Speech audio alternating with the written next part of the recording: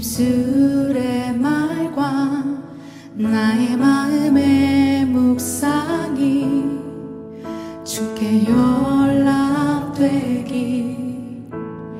원하네. 내 입술의 말과 나의 마음의 묵상이 주께 연락되기 원하네. 내 입술의 말과 내 입술의 말과 나의 마음의 묵상이 주께 연락되기 원하네. 내 입술의 말과 나의 마음의 묵상이 주께 연락되기 원하네. 내 반석 나의 구원자 나의 노래하리유 주님 눈에 축복되기 원하네. 모든 순간순간마다 주의 종 되기 원해. 주님 눈에 축복되기 원하네. 원하네. 내 입술의 말과 내 입술의 말과 나의 마음의 묵상이 주께 연락되기 원하네. 내 입술의 말과 나의 마음의 묵상이 주께 연락되기. 목소리 높이 고백하겠습니다. 내 입술의 말과 내 입술의 말과 나의 마음의 묵상이 주께 연락되기 원하네. 내 입술의 말과 나의 마음의 묵상이 주께 연락되기 원하네. 내 반석 나의 구원자 나의 노래하리유 주님 눈에 축복되기 원하네. 모든 순간순간마다 주의 종 되기 원해. 주님 눈에 축복되기 원하네. 내 반석 나의 구원자 내 반석 나의 구원자 나의 노래하리유 주님 눈에 축복되기 원하네.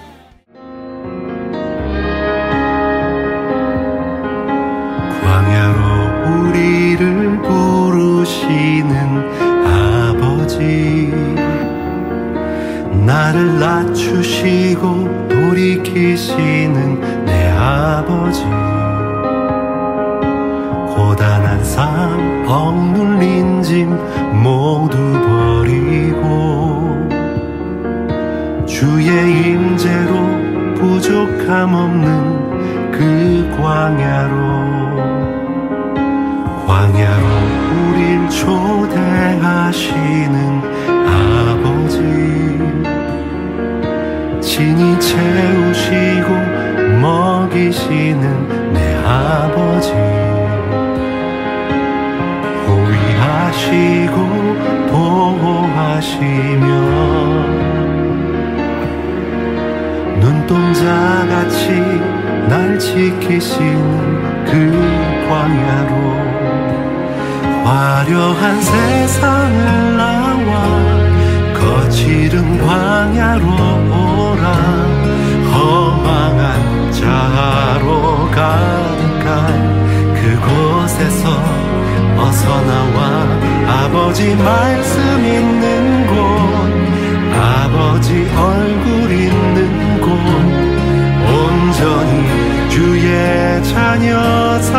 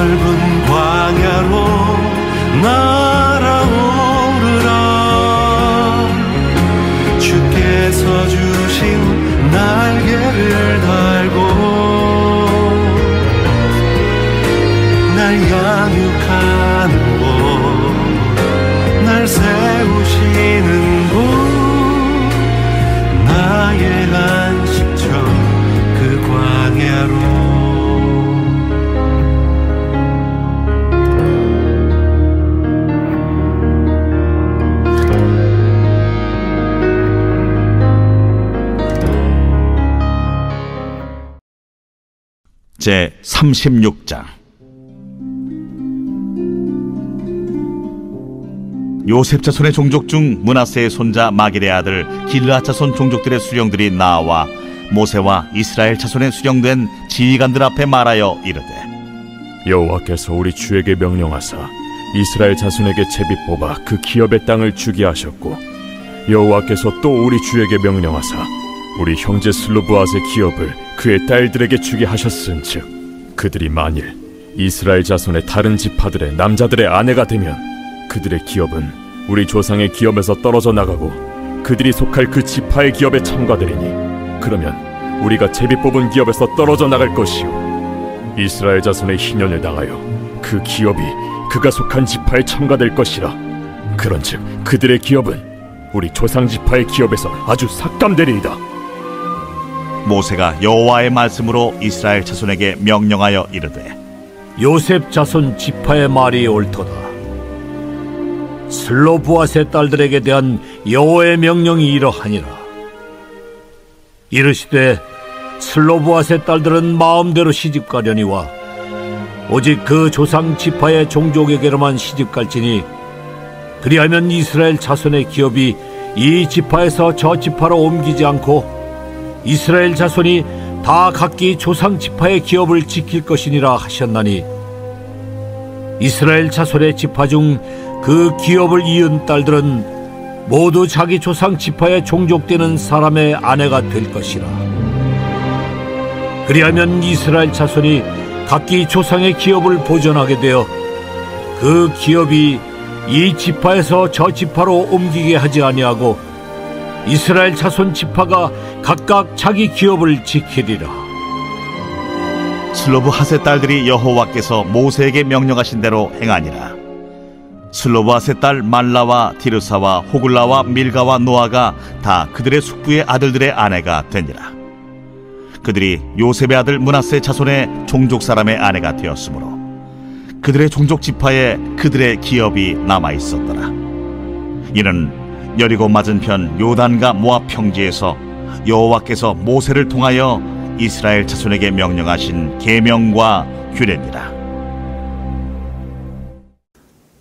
6월 11일 6.19 온전한 기도에 오신 여러분을 환영합니다. 드디어 민수기의 마지막 장입니다. 민수기는 하나님께서 세우신 리더인 모세가 이스라엘을 광야에서부터 가나안 땅 분배까지 인도한 여정을 기록한 책입니다. 구속사적 관점에서 보면 하나님께서 자기 백성을 구원하시고 기업과 땅을 주시겠다고 약속하신 것을 신실하게 이루시는 모습을 볼 수 있습니다. 민수기는 인간의 고뇌나 감정을 중심으로 기록된 책이 아닙니다. 독자는 광야에서 벌어진 사건들을 통해서 인간 내면에 있는 죄가 어떻게 표출되는지를 보게 되고, 동시에 신실하신 하나님의 공의와 자비를 묵상할 수 있습니다. 그 결과는 하나님의 하나님 되심을 드러내며 자기 백성에게는 그 약속의 증거로서 기업과 땅을 주시는 것입니다. 성경을 읽다 보면 민수기 외에도 하나님께서 이스라엘 백성에게 주신 기업과 땅이라는 표현을 자주 접하게 됩니다. 다른 말로는 유업이라고도 하지요. 가나안은 단지 지리적인 공간이 아니라 하나님께서 그 백성과 맺으신 언약의 구체적인 증거이며 하나님의 통치와 그 임재가 실현되는 장소였습니다. 즉 하나님은 단순히 땅을 주신 것이 아니라 그분의 백성으로서 살아갈 터전을 주시고 그 땅에서 하나님의 뜻을 이루며 살아가도록 하신 것입니다.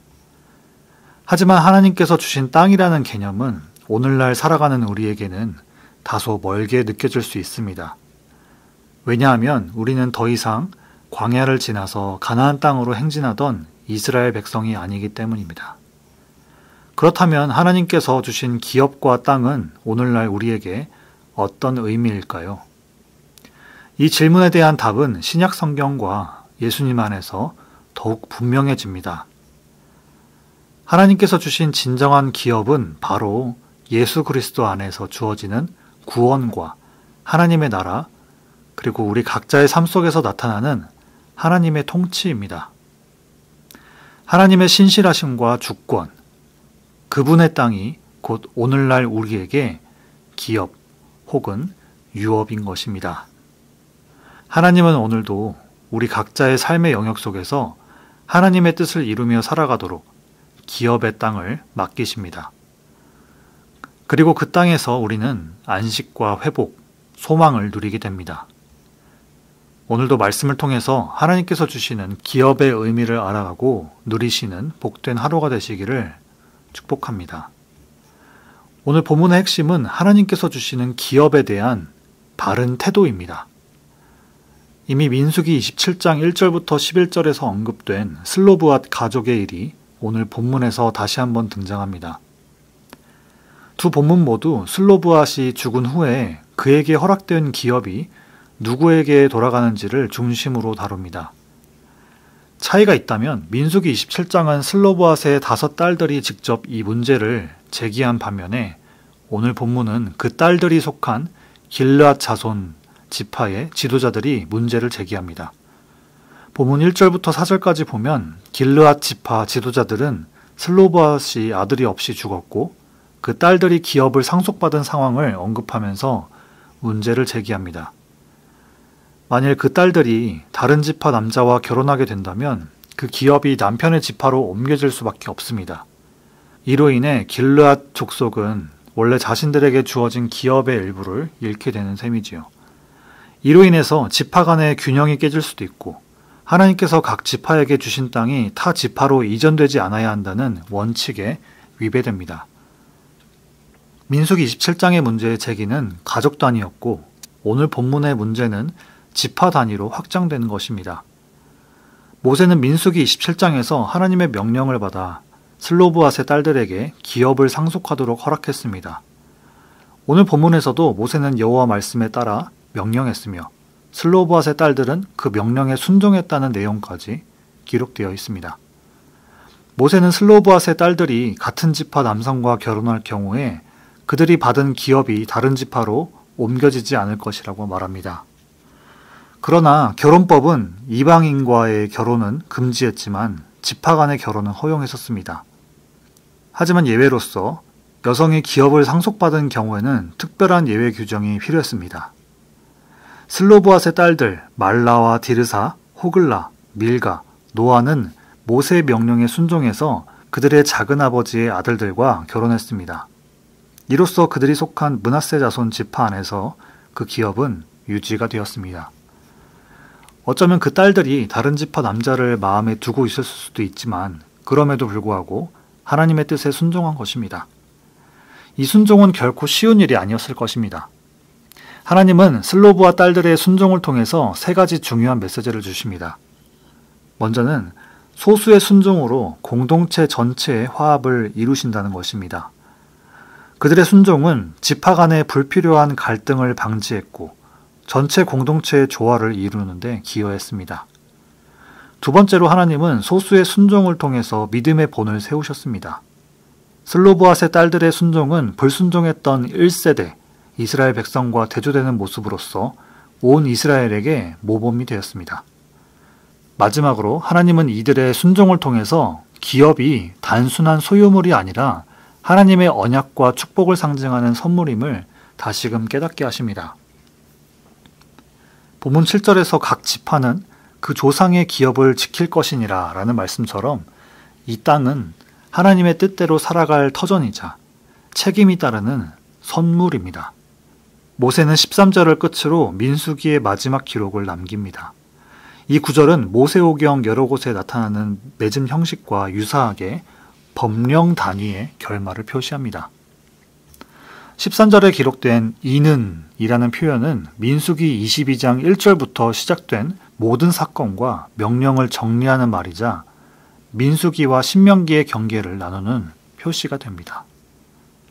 기업은 하나님의 언약의 증거이며 하나님을 믿는 자에게는 믿음의 표징이자 이 땅에서 살아갈 이유와 소망이 됩니다.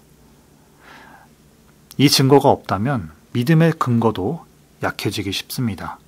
하나님께서 주신 기업은 각 지파별로 주어졌으며 지파 안에 가족 단위에까지 세밀하게 분배되었습니다. 가족이라는 소수 공동체 단위까지 기업을 허락하신 이유는 하나님의 세밀하심과 신실하심, 그리고 함께 하신다는 것을 이스라엘 뼛속 깊이 새기신 것입니다. 이스라엘이라는 거대한 공동체의 믿음이 흔들리지 않도록 말이죠. 슬로보앗의 딸들은 상속 규정상 받을 수 없었지만 하나님께서 주신 기업을 가볍게 여기지 않고 지켜냈습니다. 집안의 가장이나 상속받을 이가 없을 경우에 기업을 물을 자가 필요했고 하나님께서는 이를 위한 규례를 주셨습니다. 민수기를 통해서 우리는 출애굽기 이후에 가나안 땅에 들어가기까지의 이스라엘 여정을 보면서 하나님의 공의와 자비를 깊이 묵상하게 됩니다. 민수기 34장 이후의 내용들을 살펴보면 땅 분배와 레위인에 대한 명령, 도피성과 보복에 대한 규례, 슬로보앗의 딸들의 이야기까지 하나님은 이스라엘이 하나님의 통치를 받는 공동체로서 어떻게 살아야 할지를 분명히 알려주셨습니다. 이스라엘은 하나님의 명령에 순종하면서 지파와 가족에게 주어진 권리를 인정해야 했습니다. 이 순종을 통해서 그들은 하나님의 거룩하심을 지키고 임재의 축복을 누릴 수 있었습니다. 보이지 않는 하나님의 존재를 인식하고 순종하는 삶이야말로 오늘날 하나님 나라의 기준과 같이 정의롭고 평등한 사회를 구성하는 기반이 될 수 있습니다. 이 사명을 레위인들이 먼저 본을 보이며 감당해야 했습니다. 그러나 아시다시피 이스라엘은 가나안에서 결국 하나님께 불순종하면서 실패하게 됩니다. 그렇다면 이 기준은 우리가 도저히 지킬 수 없는 것일까요? 그렇지 않습니다.